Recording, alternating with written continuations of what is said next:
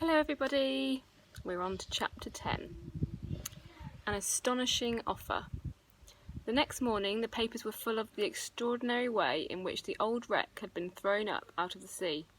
The newspaper men had got out of the children's uncle the tale of the wreck and the lost gold, and some of them even managed to land on Kirin Island and take pictures of the old ruined castle. George was furious. "It's my castle," she stormed to her mother. "It's my island. You said it could be mine. You did! "I know, George dear," said her mother, "but you really must be sensible. It can't hurt the island to be landed on, and it can't hurt the castle to be photographed." "But I don't want it to be," said George, her face dark and sulky. "It's mine, and the wreck is mine. You said so." "Well, I didn't know it was going to be thrown up like that," said her mother. "Do be sensible, George. What can it possibly matter if people go to look at the wreck? You can't stop them." George couldn't stop them, but that didn't make her any the less angry about it. The children were astonished at the interest that the cast-up wreck had caused, and because of that, Kirin Island became an object of great interest too. Sightseers from the places all around came to see it, and the fishermen managed to find the little inlet and land the people there. George sobbed with rage, and Julian tried to comfort her. "Listen, George, no one knows our secret yet. We'll wait till this excitement has died down, and then we'll go to Kirin Castle and find the ingots." "If someone doesn't find them first," said George, drying her eyes. She was furious with herself for crying, but she really couldn't help it. "How could they?" said Julian. "No one has seen inside the box yet. I'm going to wait my chance and get that map out before anyone sees it." But he didn't have a chance, because something dreadful happened. Uncle Quentin sold the old box to a man who bought antique things. He came out from his study, beaming, a day or two after the excitement began, and told Aunt Fanny and the children. "I've struck a very good bargain with that man," he said. "You know, that old tin-lined box from that wreck? Well, this fellow collects curious things like that, and he gave me a very good price for it.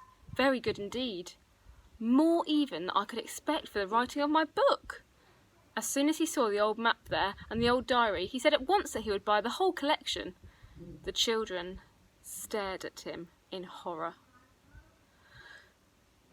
The box was sold. Now someone would study that map and perhaps jump to what ingots mean. The story of the lost gold had been put into the newspapers now. Nobody could fail to know what the map showed if they studied it carefully. The children did not dare to tell Uncle Quentin what they knew. It was true he was all smiles now, and was promising to buy them new shrimping nets and a raft for themselves, but he was such a changeable person. He might fly into a furious temper if he heard that Julian had taken the box and opened it himself, while his uncle was sleeping. When they were alone, the children discussed the whole matter. It seemed very serious indeed to them.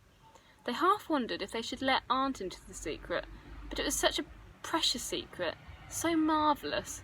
They felt they didn't want to give it away to anyone at all. "Now listen," said Julian at last. "We'll ask Aunt Fanny if we can go to Kirin Island and spend a day or two there. Sleep there at night too, I mean. That will give us a little time to poke around and see what we can find. The sightseers won't come after a day or two, I'm sure. Maybe we'll get there before anyone tumbles on our secret. After all, the man who bought the box may not even guess that the map shows Kirin Castle." They felt more cheerful. It was so awful to do nothing. As soon as they planned to act, they felt better. They decided to ask their aunt the very next day if they might go and spend the weekend at the castle. The weather was gloriously fine, and it would be great fun. They could take plenty of food with them.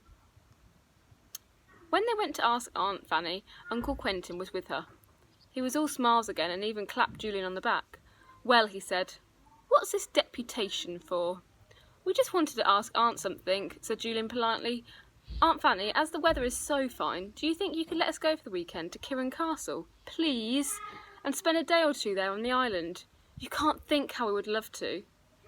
"Well, what do you think, Quentin?" asked their aunt, turning to her husband. "If they want to, they can," said Uncle Quentin. "They won't have a chance too soon. My dears, we've had a marvellous offer for Kirin Island. A man wants to buy it, rebuild the castle as a hotel and make it into a proper holiday place. What do you think of that?" All 4 children stared at the smiling man, shocked and horrified. Somebody was going to buy the island? Had their secret been discovered? Did the man want to buy the castle because he had read the map and knew there was plenty of gold hidden there? George gave a curious choke.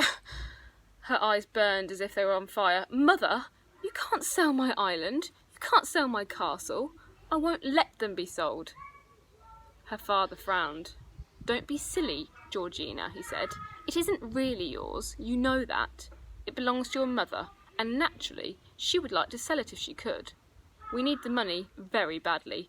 You'll be able to have a great many nice things once we sell the island. I don't want nice things, cried poor George. My castle and my island are the nicest things I could ever have. Mother, you know you said I could have them. You know you did. I believed you. George, dear, I didn't mean you to have them to play on when I thought they couldn't possibly be worth anything, said her mother, looking distressed. But now things are different. Your father's been offered quite a good sum, far more than we ever thought of getting, and we really can't afford to turn it down. So you gave me the island when you thought it wasn't worth anything, said George, her face white and angry. As soon as it's worth money, you take it away again. I think that's horrid. It isn't honourable. That's enough, Georgina, said her father angrily. Your mother is guided by me. You're only a child. Your mother didn't really mean what she said. It was only to please you. But you know well enough you'll share in the money we get and have anything you want. I won't touch a penny, said George in a low, choking voice. You'd be sorry you sold it. The girl turned and stumbled out of the room. The others felt very sorry for her. They knew what she was feeling. She took things so very seriously. Julian thought she didn't understand grown-ups very well. It wasn't a bit of good fighting grown-ups. They could do exactly as they liked. If they wanted to take away George's island and castle, they could. If they wanted to sell it, they could. But what Uncle Quentin didn't know was the fact that there might be a store of gold ingots there. Julian stared at his uncle and wondered whether to warn him. Then he decided not to. There was a chance that the 4 children could find the gold first. When are you selling the island, Uncle? He asked quietly. The deeds will be signed in about a week's time, was the answer. So if you really want to spend a day or 2 there, you'd better do so quickly, for after that you may not get permission from the new owners. Was it the man who bought the old box who wants to buy the island? Asked Julian. Yes, said his uncle. I was a little surprised myself, for I thought he was just a buyer of old things. It was astonishing to me he should get the idea of buying the island to rebuild the castle as a hotel. Still, I dare say there'll be big money in running a hotel there. Very romantic. Staying on a little island like that. People will like it. I'm no businessman myself, and I certainly shouldn't care to invest my money in a place like Kirin Island. But I should think he knows what he's doing all right. Yes, he certainly does, thought Julian to himself as he went out of the room with Dick and Anne. He's read that map and has jumped to the same idea that we did. The store of hidden ingots is somewhere on that island, and he's going to get it. He doesn't want to build a hotel. He's after the treasure. I expect he's offered Uncle Quentin some silly low price that poor old uncle thinks is marvellous. Oh dear, this is a horrible thing to happen. He went to find George. She was in the tool shed looking quite green. She said she felt sick. It's only because you're so upset, said Julian. He slipped his arm around her. For once, George didn't push him away. She felt comforted. Tears came into her eyes and she angrily tried to blink them away. Listen, George, we mustn't give up hope. We'll go to Kirin Island tomorrow and we'll do our very best to get down into the dungeons somehow and find them. We'll jolly well stay there till we do. See? Now cheer up. Thank goodness we took a tracing of the map. George cheered up a little. She still felt angry with her father and mother, but the thought of going to Kirin Island for a day or 2, and taking Timothy too, certainly seemed rather good. I do think my father and mother are unkind, she said.